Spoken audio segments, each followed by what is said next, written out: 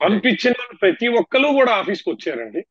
Right. ఎందుకంటే ఇక్కడ జరిగే ప్రాక్టికల్ ప్రొసీజర్ ఏంటంటే నేనే సినిమా తీస్తే నా ఆలోచన విధానం ఎలా ఉంటుందంటే ఎవరో రాసి పంపిస్తే నేను పెట్టుకోను. ఇక్కడికి వచ్చి నా కో డైరెక్టర్లతో మేము కథ డిస్కస్ చేస్తున్నప్పుడు ఆ పాట పర్టికులర్ గా ఏ సీన్ లో వస్తుంది, ఆ సీన్ లో ఉన్న కంటెంట్ ఏంటి, ఎమోషన్ ఏంటి మేము ఎక్స్ప్లెయిన్ చేసినప్పుడు అర్థం చేసుకొని రాస్తే తీసుకుంటాం. అంటే మా ఆలోచన విధానం అలా అదే ఉంటుంది. మరి అదే ఎవరైనా మేము అలా ఆలోచించే పిలిచామండి. మేము 2 రోజులు కూర్చోబెట్టి ఎక్స్ప్లెయిన్ చేస్తాం.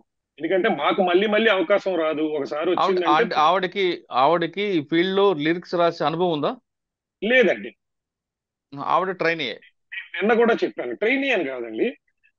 ఒక ఫ్రెషర్? అవకాశం కోసం ఎదురు చూసే వేలాది మంది ఉంటారు.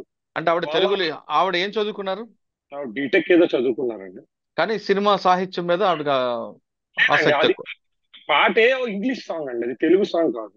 ఓకే. నేను కూడా కొంచెం పాష్ గా చదువుకున్న వాళ్ళు, ఆ అమెరికన్ యాక్సెంట్ రాయగలిగిన వాళ్ళు, ఆ ఓకే. స్టైలిష్ నా సినిమాలో ఒక పాత్ర అబ్రాడ్ నుంచి వచ్చే ఒక పాత్రకి ఒక పర్టికులర్ సన్నివేశంలో పాట రాయడానికి మిగిలిన పాటలన్నీ తెలుగు లిరిసిస్టుల చేత రాయిపించుకున్నాం. ఆల్రెడీ 2 పాటలు రికార్డింగ్ కూడా అయిపోయినాయి. ఓకే. మొత్తం 5 పాటల్లో ఇప్పటికే దాదాపుగా 2 పాటలు రికార్డింగ్ అయినాయి, 2 పాటలు ట్యూన్ అయినాయి, ఇంకో 2 పాటలు పెండింగ్ ఉన్నాయి. ఉమ్. అందులో ఒక పాటకి ఈ మొక్కరే కాదండి, ఆల్మోస్ట్ 10-15 మంది దాకా రెఫరెన్స్లు తీసుకోండి. ఎక్కడా సాటిస్ఫై కాలేకపోతున్నాం. ఎందుకంటే రొటీన్ గా మనుషులు మాట్లాడుకునే ఇంగ్లీష్ లాగే ఉంది. ఒక ఫారెన్ యాక్సెంట్, ఒక సడన్ గా ఫారెన్ నుంచి ఇండియా వచ్చిన ఒక క్యారెక్టర్, ఆమె మాట్లాడే తీరు ఎలా ఉంటది, వచ్చి రాని తెలుగు, స్టైలిష్ ఇంగ్లీష్ యాక్సెంట్, ఆ యాక్సెంట్ లో ఉండాలి. ఆ ఓకే. పాడే పాడే ఆవిడ్ని కూడా అలాంటి ఆవిడనే పట్టుకోవాలని చాలా రోజుల నుంచి చాలా మందితో కాంటాక్ట్ లోకి వెళ్తున్నాం. అలా ఎవరు పాడగలుగుతారా? సార్, అయితే ఇప్పుడు ఈ ఎపిసోడ్ లో మీరు ఒక్కరే మాట్లాడుతున్నారు, కానీ ఆ యూనిట్ కి సంబంధించిన వాళ్ళు వచ్చి దీన్ని ఖండించట్లేదు ఎందుకండి? అంటే సార్ మీతో ఒక పాటు 6 ఉన్నారు, వాళ్ళు వచ్చారని మీరు చెప్తున్నారు, అమ్మాయి కూడా వచ్చిందని చెప్తున్నారు. అంటే ఒక్క మీ నిమిషం. వెర్షన్ మీ వెర్షన్ నమ్ముతాను, కానీ కొంతమంది ఏమంటున్నారంటే ఇంతమంది జరిగినప్పుడు యూనిట్ వాళ్ళు వచ్చి ఎందుకు ఖండించట్లేదు, సాయి ఒక్కడే ఎందుకు మాట్లాడుతున్నారు అడుగుతున్నారు. సార్ మంచి క్వశ్చన్. ఆ అడిగిన వాళ్ళకే చెప్తున్నాను సార్. నేను కూడా వచ్చి మాట్లాడట్లేదు సార్.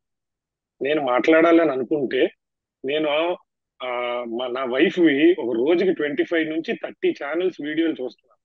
ఉమ్. నా వీడియోలు ఎక్కడైనా జనాలు చూసారండి ఎక్సెప్ట్ ఐ డ్రీమ్? లేదు. నేను అది కూడా సార్ మీరు అడిగినప్పుడు, సార్ నాకు పబ్లిక్ అవడం ఇష్టం లేదు సార్, నేను మీడియా ముందుకు రాలేను సార్ ఇలాంటి ఇష్యూస్ లో అనే చెప్పాను. అవును. కాకపోతే ఇద్దరు పక్కన వాదన రావాలి అన్న ఉద్దేశంతో మాట్లాడడం జరిగింది. అవును. రైట్. అది కరెక్టే.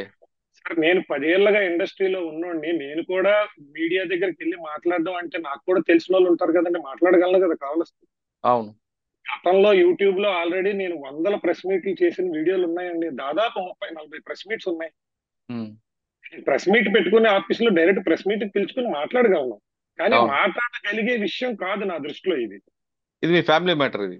మీరు చేస్తున్నవే బేస్లెస్, పనికి మాలిన, నీచాతి నీచమైన, దిగజారుడు ఆరోపణలు. మీ క్యారెక్టర్లు మీరు వదిలేసుకుంటున్నారు ఎలాగూ, నా క్యారెక్టర్ కూడా పాడు చేసే చెత్త ఆరోపణలు. ఓకే. వాటికి నేను వచ్చి సమాధానం చెప్పడం, మళ్ళీ మీరు దానికి కౌంటర్ ఇవ్వడం, నేను కౌంటర్ ఇవ్వడం, మీకు ఎలాగూ మీరు పరువు అన్ని వదిలేసి మీరు డిసైడ్ అయ్యి అటాక్ చేద్దామని ప్లాన్ చేసుకుని మనుషుల్ని పోగేసుకుని, ఎథిక్స్ లేని కొంతమందిని పోగేసుకుని మీరు డబ్బులు ఇచ్చుకున్నారో ఏం చేసుకున్నారో, లా బ్రేక్ చేసే మనుషుల్ని తెచ్చుకుని, లా బ్రేక్ చేసిన ఆఫీసులో చొరబడి నన్ను హామ్ చేసి మీరు ఇంటర్వ్యూలు చేసుకుంటున్నారు. మీ పబ్బం మీరు గడుపుకుంటున్నారు.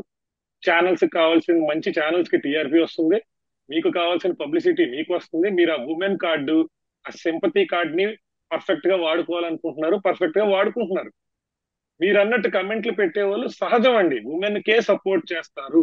ఒక మగాడు వచ్చి రోడ్డు మీద మాట్లాడితే ఎవ్వరూ నమ్మరు.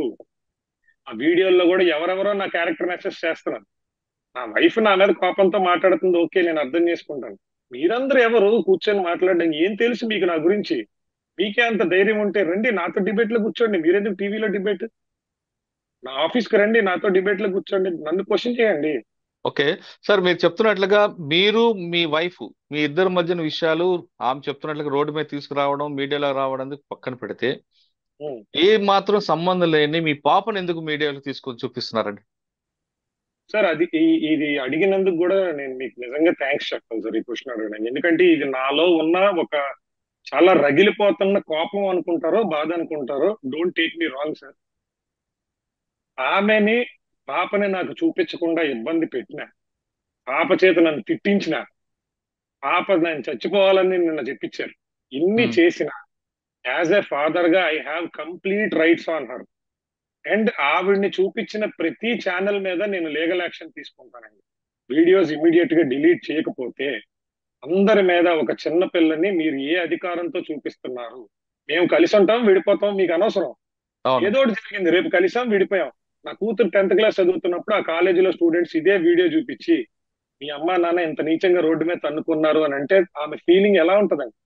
తోటి స్నేహితుల దగ్గర, తోటి కొలీగ్స్ దగ్గర చిన్నపిల్ల జీవితంతో ఆడుకుంటున్నారు. టీఆర్పీల కోసం తప్పు కదా. ఒక్క తంబనేల్ కోసం ఫోటో వేస్తున్నారు. పాప ఏడవకుండా ఏడుస్తున్నట్టు వేసి నాన్న ఎక్కడ, ఏంటి సినిమాలు అనుకుంటున్నారా? సినిమాలు మేము చేసామండి. సినిమాలు చేసేది జనాలను ఎంటర్టైన్ చేయడానికి, జనాలతో ఆడుకోవడానికి కాదు. తప్పుడు. ఎథిక్లెస్ ఇదంతా ఎథిక్లెస్. నేను అందుకే మాట్లాడడానికి ఇష్టపడలేదు సార్. ఎందుకంటే నేను ఇలా మాట్లాడుతూ పోతే ఇప్పుడు ఆ మీడియా ఛానల్స్ అన్ని నా మీద తిరగబడతాయి. వాళ్ళ శక్తి ముందు నేను తట్టుకోలేను. నేను ఏదో చిన్నోడిని, చిన్న చితకగా ఏదో సినిమా చేసుకుందామని ప్రయత్నంకి వచ్చాము. అది సక్సెస్ఫుల్ గా చేయగలమా లేదా కూడా మరో సంవత్సరం వరకు తెలియదు. రిలీజ్ అయ్యేంత వరకు ఎన్నో సినిమాలు వస్తూ ఉంటాయి, పోతూ ఉంటాయి. ఓకే.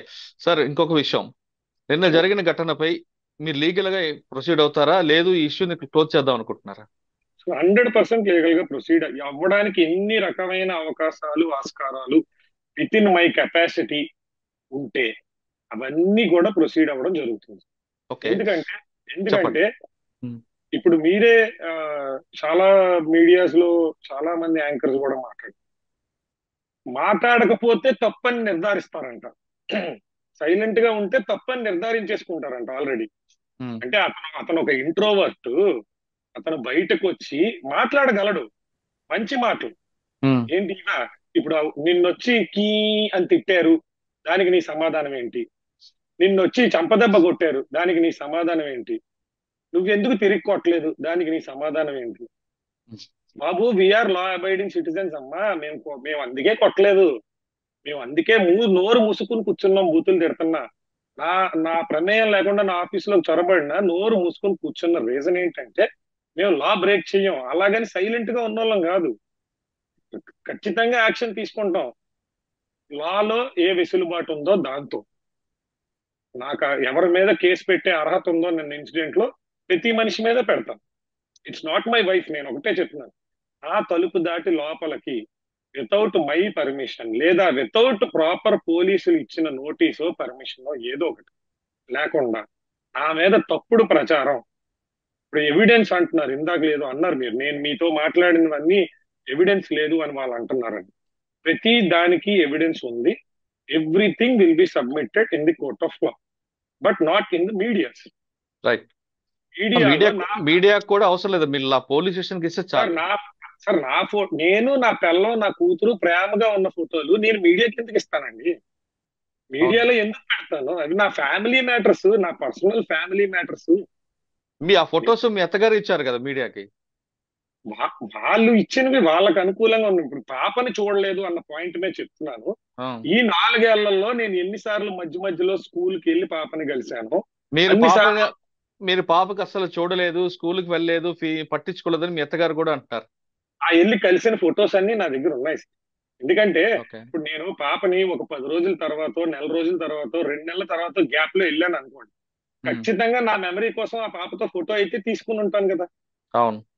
ఆ పాపతో ముచ్చటపడి లేదా మా అమ్మ నాన్నకి పంపించుకోవడానికైనా, నా అమ్మ మోక్షిత చూడమ్మా ఎంత పెద్దదైపోయిందో, చూడమ్మా పిలకలు ఎంత బాగున్నాయో అని చెప్పుకోవడానికైనా ఫోటోలు తీసుకున్న సందర్భాలు చాలా ఉన్నాయి. అవును. ఆ ఫొటోస్ అన్ని ఉన్నాయి. ఫొటోస్ అన్ని ఉన్నాయి క్లియర్. సార్ ఫైనల్ అంటే నా నా పర్సనల్ ఒపీనియన్ కూడా మీ ఇద్దరి మధ్యన పాప నలిగిపోకూడదు అనేది నా ప్రధానంగా కోరుకునేది. నేను ఇక్కడ చిన్నపిల్ల, చాలా భవిష్యత్తు ఉంది. మీరు ఇందాక చెప్తున్నట్లుగా సోషల్ మీడియాలో రేపు ఏవైనా ఆ పేరు కొట్టిన వైజాగ్ అని కొట్టిన అమ్మాయి వచ్చిందంటే ఆమె క్లాస్మేట్ లో కానీ లేదా ఆమెకున్న ఫ్రెండ్ సర్కిల్ లో కానీ రేపు రేపు ఫర్దర్ గా ఇంకా పైకి వెళితే అక్కడ జరిగిన ఇష్యూలో కానీ ఈ అమ్మాయి పేరు బ్యాడ్ అయ్యిందంటే చాలా సఫర్ అవుతుంది అమ్మాయి. అవునండి, ఖచ్చితంగా. దానికి ఆ వీడియోస్ డిలీట్ చేసేంత వరకు కూడా ఒప్పుకునే ప్రసక్తే లేదు. ఓకే, ఫైనల్ గా చెప్పండి సాయి గారు. ఉమ్, మీ ఇద్దరు చిలకా గోరుకులాగా ఉండేవారని గతంలో మీరు చెప్పారు, కొంతమంది కూడా చెప్తున్నారు. ఏదో ఉమ్, ఇన్సిడెంట్ జరిగింది, ఇంతవరకు రప్చర్ అయిపోయారు. ఉమ్, ఇప్పుడు ఈ రోజు ఉదయం కూడా మీ వైఫ్ మాట్లాడుతున్నప్పుడు కొంత బెండ్ అయినట్లుగా నాకు అనిపిస్తున్నారు. ఉమ్. ఒకవేళ ఆవిడ తగ్గి మీ దగ్గరకు వస్తారా, లేదు మీరు తగ్గి ఆమె దగ్గరికి వెళ్తారా, లేదు ఇద్దరూ తగ్గకుండా ఎవరికారే ఆ విధంగా ఉంటారా? సార్, ఫస్ట్ ఆఫ్ ఆల్ ఆమె గురించి నాకు తెలియదండి.